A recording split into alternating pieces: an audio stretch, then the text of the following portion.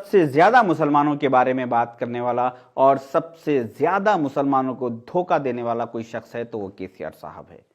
کیونکہ 2004 میں کانگریس کے دور اقتدار میں جناب راجشیکھر ریڈی صاحب اور شبیر علی صاحب نے جو مسلمانوں کو 4% ریزرویشن دیا تھا، اس ریزرویشن کے وقت بھی یہی KCR صاحب اور ان کے ساتھی اسد الدین اویسی صاحب نے بہت ممکنانہ کوشش کی تھی اس مسلم ریزرویشن کو روکنے کی، کیونکہ ان دونوں لیڈرز کو یہ پتا تھا کہ اگر 4% مسلم ریزرویشن مل گیا تو مسلمانوں کے معاشی حالات کچھ حد تک سدھر جائیں گے، ایجوکیشن میں اور امپلائمنٹ میں ہر محاذ پر کچھ نہ کچھ حد تک مسلمانوں کے حالات سدھر جائیں گے۔ اس وجہ سے ان دونوں لیڈروں نے اس ریزرویشن کو روکنے کی بہت کوشش کی۔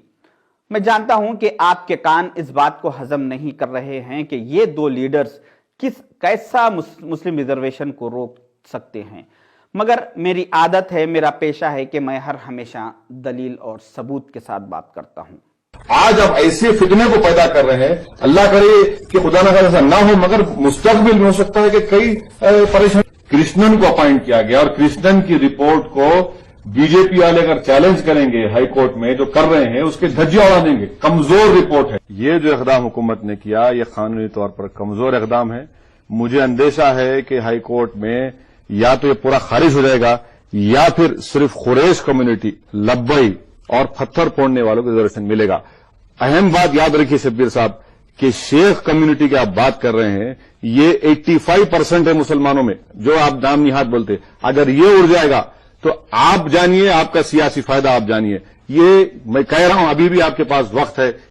اس ویڈیو میں اسد الدین اویسی صاحب نے ایک چینل کو ڈیبیٹ میں بات کرتے ہوئے 2004 میں مسلم ریزرویشن کو فتنہ قرار دیا اور اپنے بازو بیٹھے ہوئے کشن ریڈی صاحب کو بتاتے ہوئے کہا کہ یہ بی جے پی والے یہ لوگ اس ریزرویشن کو آگے بڑھنے نہیں دیں گے، اور انہوں نے بہت کوشش کی اس ریزرویشن کو اس وقت روکنے کی، مگر اللہ تعالیٰ نے اس وقت ان لوگوں کو سارے ناکام کیا اور مسلمانوں کو ریزرویشن عطا کیا۔ اسی ریزرویشن کا سہارا لے کر KCR صاحب نے 2014 میں مسلمانوں سے وعدہ کیا کہ میں اس 4% کو آگے چل کے 12% کر دوں گا۔ اب جب 8 سال گزر چکے، 8 سال کے بعد بجائے KCR صاحب 4% کو 12% کرتے، انہوں نے اس کو 4% کو 3% کر دیا GOMS نمبر 130 11 نومبر 2022 کے تحت۔ کیونکہ آنے والے کچھ دنوں میں تلنگانہ میں قریب 1 لاکھ لوگوں کو گورنمنٹ جابز کے لیے اپوائنٹ کرنا ہے۔ ریزرویشن 50% رہتا، 50% جرنل رہتا۔ 50% ریزرویشن پہ ہم اگر اپروکسیمیٹلی اگر ٹارگٹ رکھے 50,000 سیٹوں کا، تو 50,000 میں 4% مسلم مینس 4,000 مسلمانوں کو اپوائنٹ کرنا لازم ہے، ضروری ہے۔ اگر 4,000 مسلمان تلنگانہ میں اپوائنٹ ہو گئے تو تلنگانہ کے سارے ڈسٹرکوں میں collector office, municipal office, mandal office, electric department, police department, ہر جگہ اچھے پوسٹوں پہ اچھی تعداد میں مسلمان نظر آنا شروع ہو جائیں گے۔ یہی چیز KCR صاحب کو برداشت نہیں ہو رہی تھی، اس وجہ سے انہوں نے اس 4% کو 3% کر دیا۔ انہوں نے یہ طے کر لیا کہ ابھی فی الوقت میں 4,000 مسلمانوں کو تو برداشت نہیں کر سکتا، لہٰذا اب 3,000 مسلمانوں کو برداشت کر لوں گا، اور آنے والے دنوں میں اس 3% کو 2 کو 1 کو 0 کرنے کا KCR صاحب نے پلان کر لیا۔ اگر آج سے 2 مہینے پہلے میں آپ کو یہ کہتا کہ آنے والے دنوں میں KCR صاحب 4% ریزرویشن کو 3% کرنے والے ہیں تو آپ مجھے بے وقوف قرار دیتے، مگر آج جب میں آپ کو یہ کہہ رہا ہوں کہ یہ 4 کو انہوں نے 3 کر دیا اور آنے والے دنوں میں 3 کو 2 کو 1 کو 0 کرنے والے ہیں، مگر آپ غفلتی میں بیٹھے ہوئے ہیں۔ مخلوق خدا جب کسی مشکل میں ہو پھنسی، سجدے میں پڑے رہنا عبادت نہیں ہوتی۔ ہر شخص سر پہ کفن باندھ کے نکلے، حق کے لیے لڑنا بغاوت نہیں ہوتی۔ اگر یہ 4% ریزرویشن مسلمانوں کا محال نہیں کیا گیا، آنے والے کچھ دنوں میں جو اسمبلی سیشن سٹارٹ ہونے والا ہے، میں یہ چیلنج کر رہا ہوں کہ انشاءاللہ KCR صاحب کو فرسٹ ڈے اسمبلی سیشن میں اگر وہ اس کا کلیریفیکیشن نہیں کریں گے تو سیکنڈ ڈے سے ہم ان کا اسمبلی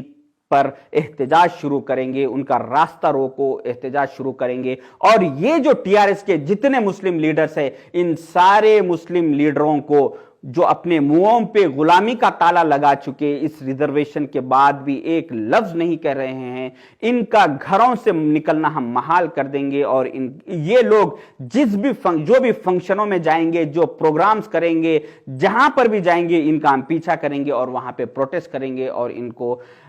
जब तक के 4% रिजर्वेशन बहाल नहीं हो जाता, हम इनको सुकून से बैठने नहीं देंगे।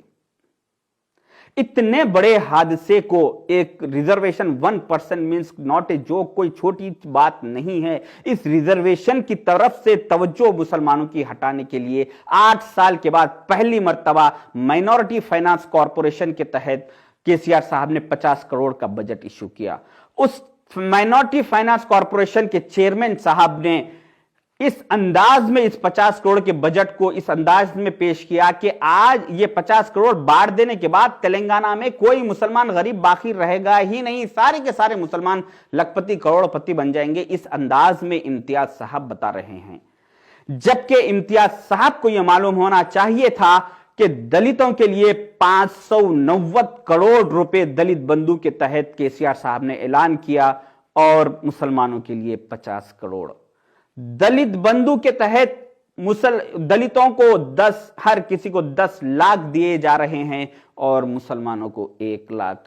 और दलित बंधु के तहत हर असेंबली कॉन्स्टिट्यूंसी के 500 लोगों तक स्कीम पहुंचाने की बात केसीआर साहब कर रहे हैं और मुसलमानों को सिर्फ 35 से 40, हर कॉन्स्टिट्यूंसी में 35 से 40 लोगों को ये 1 लाख का लोन देने की बात कर रहे हैं। उसके बावजूद भी जो टीआरएस के मुसलमान कायदीन जो केसीआर साहब के नाम पे थालियां बजा रहे हैं, मेरी दुआ है कि अल्लाह ताला उन लोग को ता हयात तक के थाली बजाने वालों के साथ शुमार कर दे और उसी थाली बजाने का मर्ज उनको ता हयात तक के लगा दे। हर साल केसीआर साहब असेंबली में उनके फाइनेंस मिनिस्टर हरीश राव साहब ऐलान करते हैं कि 1780 करोड़, 1600 करोड़, 2000 करोड़, जब हर साल कुछ ना कुछ हजारों करोड़ का माइनॉरिटी बजट का ऐलान कर रहे हैं, मगर अमल में 8 साल में पहली मर्तबा 50 करोड़ का बजट लाया गया और वो 50 करोड़ का बजट ना काबिल कबूल ना काबिल बर्दाश्त है।